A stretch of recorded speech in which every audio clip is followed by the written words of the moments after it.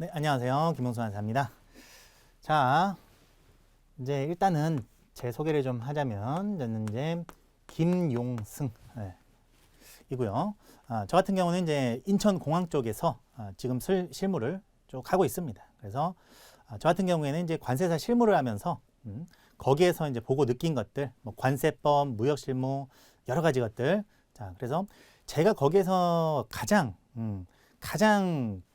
이 뼛속까지 깊이 느낀 건 뭐냐면요. 이 관세사 시험 여러 가지 과목이 있지 않습니까? 1차부터 시작해서 뭐 부가세법부터 시작해서 뭐 관세법, 뭐 이제 무역 영어 요런 것부터 시작해서 그다음에 2차에는 무역 실무, 네, 뭐 대외 무역법, 외국 항공례법 굉장히 많잖아요. 이러한 모든 지식들이 제가 이제 실무를 함에 있어서 정말 유용하고, 예, 물론 그 공부한 내용을 100% 실무에 써먹는 건 아니죠. 물론 그냥 책으로만 있는 지식도 있습니다. 대표적으로 이제 CISG. CISG는 이제 수험생 때는 굉장히 이제 열심히 공부를 하긴 하지만 실무 가서는 별로 이렇게 써먹을 수가 없어요. 하지만은 정말로 관세법 이런 것들은 실무에서 씁니다. 정말 유용하게 써요. 그래서 그런 것들을 내가 만약에 배우지 않았더라면 나는 과연 실무에서 이런 것들을 일할 수 있었을까? 이런 생각을 정말 하루에도 막 몇 번씩은 합니다. 그래서 그런 실무적인 지식과 이제는 이런 이제 이론들을 종합해서 이제 여러분들한테 합격의 길을 이렇게 안내해드리는 이제 강사가 됐고요. 자, 제가 생각했을 때는 이 관세사 시험이 이런 구조로 좀 돼 있는 것 같아요. 이제 관세사 2차가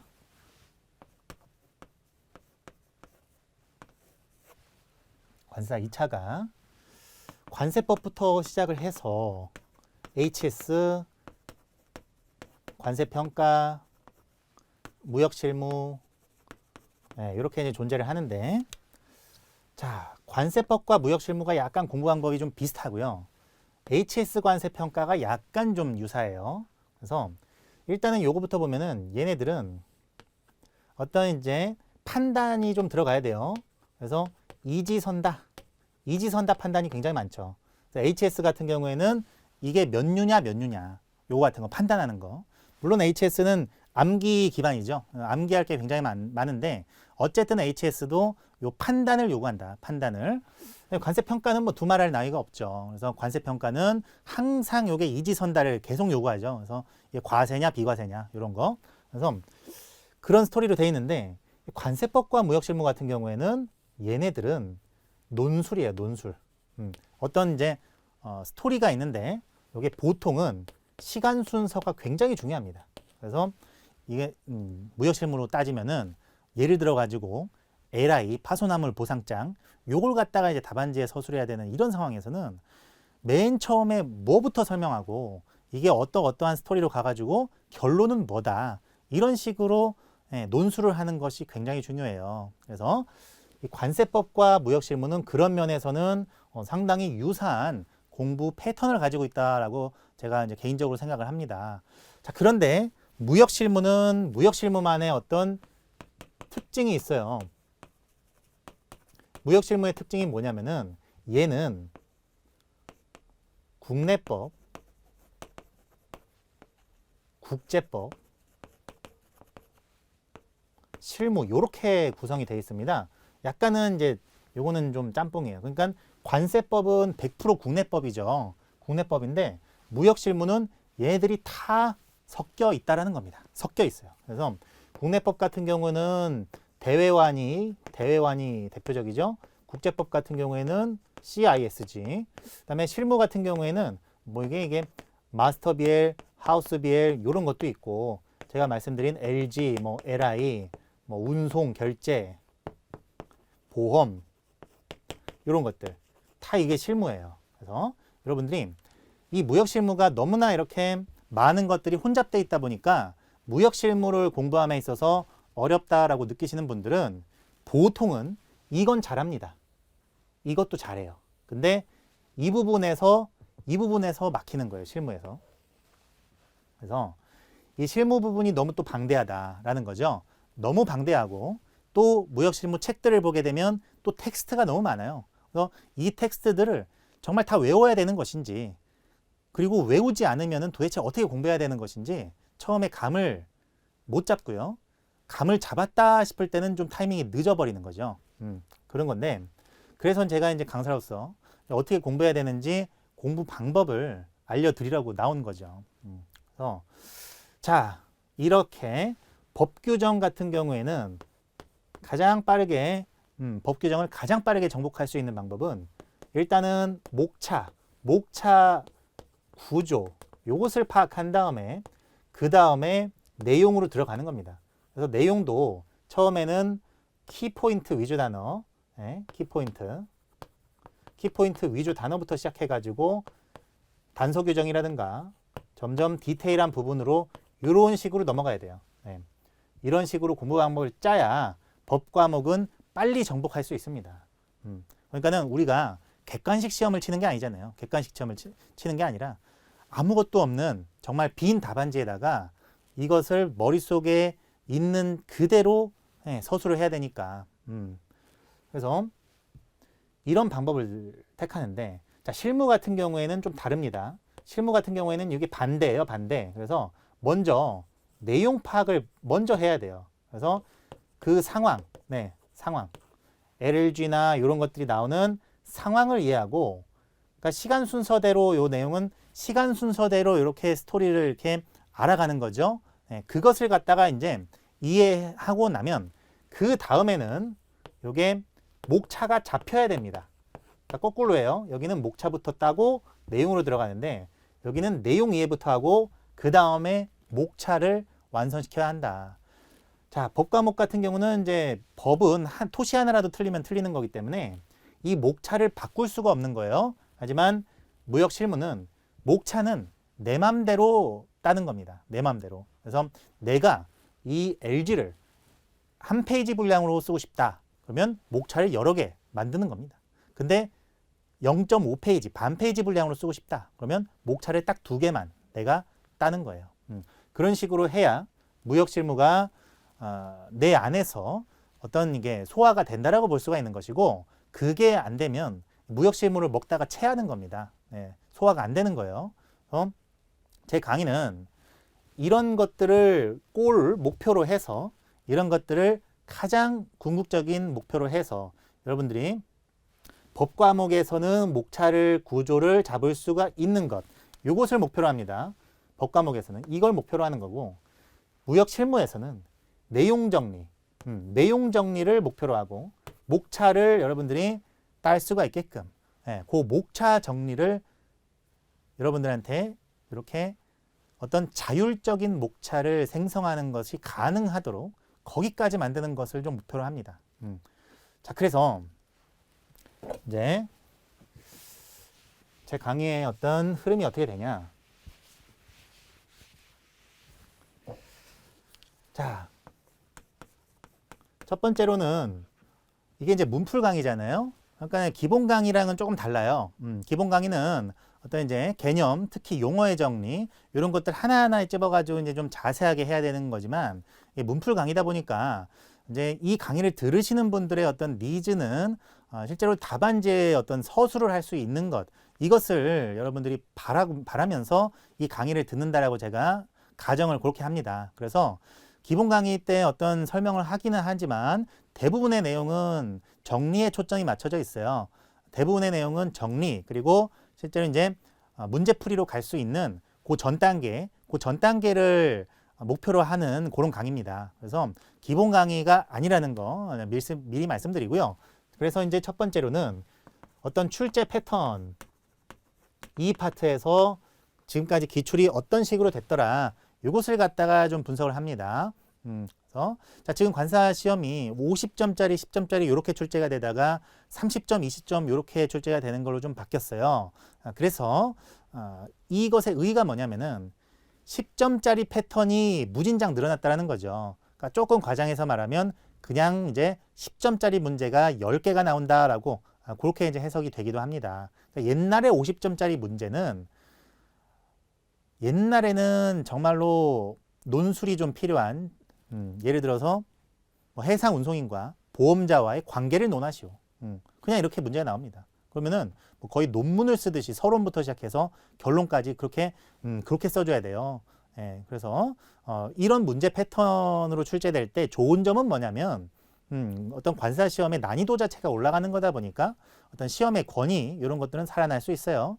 그러나 나쁜 점은 이게 이제 수험생들이 조금 운적인 요소가 좀 많이 작용할 수 있는 거죠. 그래서 그날 약간 컨디션이 좋다거나 혹은 대학교 때 전공 과목으로 교수님이 그런 식의 문제, 중간고사, 기말고사에서 그런 식의 문제 패턴을 좀 냈다거나 이런 수험생들은 바로 쓸 수가 있는데 그게 아닌 수험생들은 뭘 써야 되는지조차 좀 헷갈리고 특히나 그게 이제 50점짜리 문제인 경우에는 그냥 그 문제 못 쓰면 바로 불합격 아닙니까? 내년을 기약해야죠. 너무 이렇게 좀 운적인 요소가 좀 많다.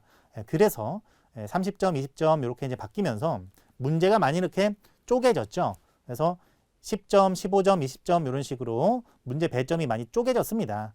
그러다 보니까는 좀 운적인 요소는 많이 줄었죠.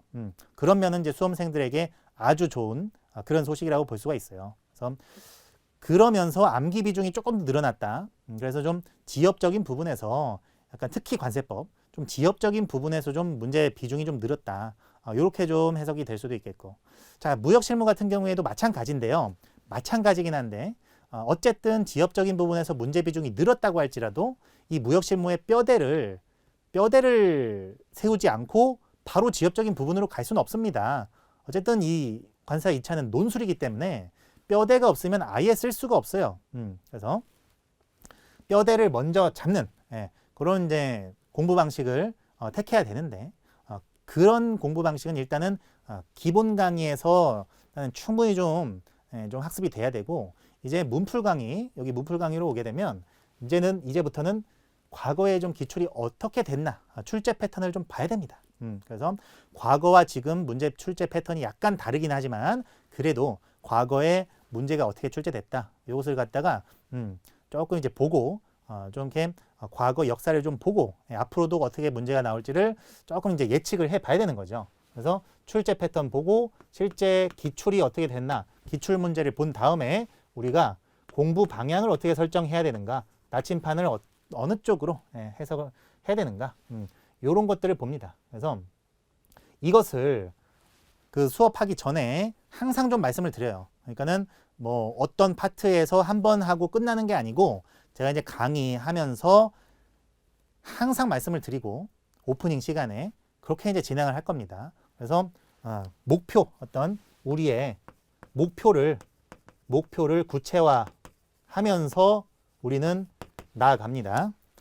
자, 그 다음에 두 번째, 그 다음에는 내용을 정리를 할 거예요. 그래서 제가 여기에서 여러분들한테 꼭 말씀드리고 싶은 거는 바로 이 노트를 좀 준비를 해주셨으면 좋겠어요. 노트. 그래서 노트를 이제 준비를 안 하고 그냥 책에다가 이렇게 필기를 하시면서 이제 수업을 들으신 분도 분명히 계실 겁니다. 하지만 제 강의는 이제 칠판 노트 정리가 많다 보니까 노트를 하나 그냥 따로 만드시는 게 좋을 거예요.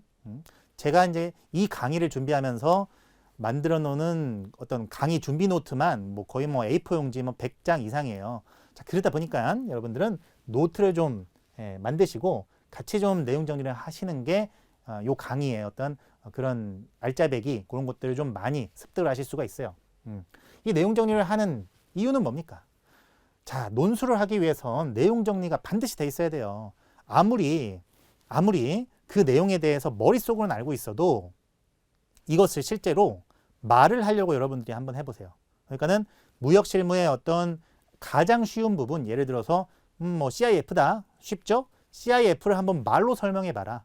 이러면 할 수 있는 수험생은 지금 이 시점에서 그게 가능한 수험생 의외로 없습니다. 잘. 그게 왜 그러냐면 내용은 알지라도 객관식으로 그 CIF가 나오면은 객관식 시험으로는 많이 맞출 거예요. 자, 그런데 이제 관사 2차 시험은 주관식이죠. 주관식은 말로 설명할 수 있을 때 쓸 수도 있는 겁니다. 말로 설명하는 거나 쓰는 거나 별반 차이가 없어요. 그래서 이것을 말로 설명하지 못한다라면 쓸 수도 없다라고 그렇게 생각을 해야 됩니다. 그러면 이것을 표현하기 위해선 어떻게 먼저 해야 되느냐? 내용을 정리하고 있어야 돼요. 그러니까 그 내용 자체를 하나부터 열까지를 다 알고 있는 게 중요한 게 아닙니다. 정리를 해야 돼, 정리를. 그래서 내가 이것을 표현할 때 표현할 수 있는 부분과 없는 부분, 그러니까는 경중, 중요한 것과 안 중요한 것을 구분을 해놓고 그 중요한 것들 중에서도 추리고 추려서 이 스트럭처, 구조를 짜놨어야만, 그래야만 표현이 되는 거예요. 그게 2차 시험의 핵심입니다. 그래서 그것을 하기 위해서 우리는 여기에서 쫙 정리를 하는 겁니다. 무역실무 여러 가지. 자, 이 정리를 해야 되는 또 두 번째 이유는 뭐냐면 이 무역실무의 가장 어려운 부분이 제가 아까 뭐라고 말씀드렸죠? 무역실무적인 부분이라고 말씀을 드렸잖아요. 자, 무역실무적인 부분, 마스터 BL, 하우스 BL, BL의 종류, 서렌더 BL 이런 것들은 그 분량이 너무 방대해서 이렇게 압축 정리를 해놓지 않으면요, 실제 시험장에 들어가서 내용 기억이 나는데, 그러니까 책의 어떤 페이지가 흐릿하게는 기억이 나지만 답안을 쓰려고 딱 펜을 들잖아요. 그러면 이제 어떤 현상이 일어나냐면, 답안지가 이렇게 있으면 내용은 많이 알고 있으니까 쭉 씁니다. 신나게 써요. 신나게 쓰다 보면은 요게 한 두세 줄 정도면 되는 내용을 6줄 이상 쓰고 있어요. 이런 경우도 있고, 반대로 6줄은 써야 되는 경우인데 한 2줄밖에 못 쓰는 경우가 생기고요. 이렇게 되면 이거 같은 경우는 너무 오버했죠. 이거 같은 경우는 너무 적게 썼죠. 이러면 점수가 고득점이 나오기 힘듭니다. 그래서 문제에서 요구하는 적당한 분량을 적당히 쓰기 위해서는 이게 내용 정리가 이미 돼 있어야 돼요. 이미 돼 있는 상황에서 답안지에 표현을 해야 가능한 겁니다. 그런 거예요.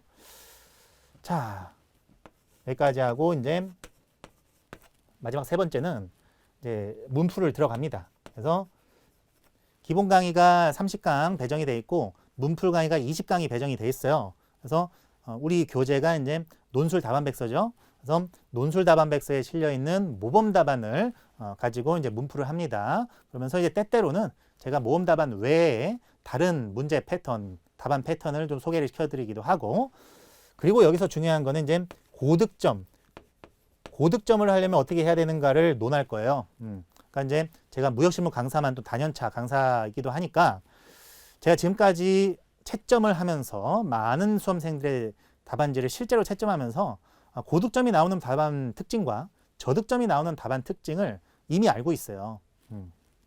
그래서 고득점 답안의 특징들을 이제 제가 설명을 해드릴 겁니다. 그래서 0.5점이나 1점 정도만 더 획득하더라도 이건 합격이에요. 나는 그 불합격, 합격 그 사이에 굉장히 많은 수험생들이 포진을 하고 있잖아요. 그 상황에서 1점 정도만, 남보다 진짜 1점 정도만 앞서도 합격인 겁니다. 정말로. 그래서 이런 이제 1점이 아쉬운 이런 상황에서 고득점을 할 수 있는 이런 방법을 알려드립니다. 그래서 하나만 예시를 들자면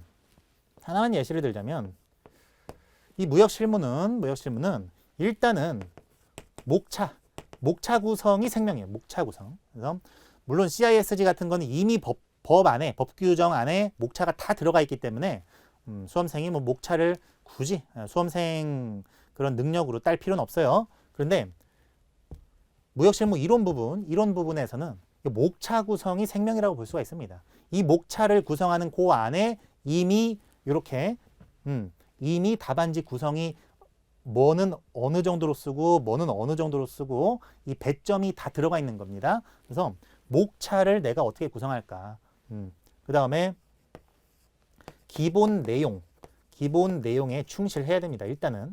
그래서 가끔 이런 경우가 있어요. 기본 내용에 충실하지도 않고 그 다음에 어떤 디테일적인 부분을 신경 쓰시는 그런 분들이 계신데, 일단 이게 충실하고 난 다음에 디테일입니다. 그래서 기본적인 내용, CISG라고 하면은 그 기본적인 내용인 뭐 매도인의 의무라고 하면은 인도의 어떤 의무라든가 인도의 기일이라든가 이런 것들을 충실하게 쓰고 난 다음에 디테일적으로, 만약에 예를 들어서 CISG 인도와 뭐 위험 의무를 비교한다라든지 CISG 인도 의무와 뭐 인코텀즈를 비교한다라든지 요런 어떤 이제 플러스적인 내용, 플러스 알파적인 내용을 이거 다음에 이걸 하는 거예요. 그래서 고득점을 하려면은 이런 것들을 여러분들이 다 이제 숙달을 하시고 난 다음에 정말 이제 그 아트적인 정말 고득점 답안이 나오는 거고요. 그게 가능하도록 하는 것이 제 강의의 목표라고 볼 수가 있습니다. 그래서 이 논술 답안 백서를 가지고 우리가 이런 목표를 달성하기 위해서 지금부터 네, 함께 나와보도록 하실 겁니다. 네, 감사합니다.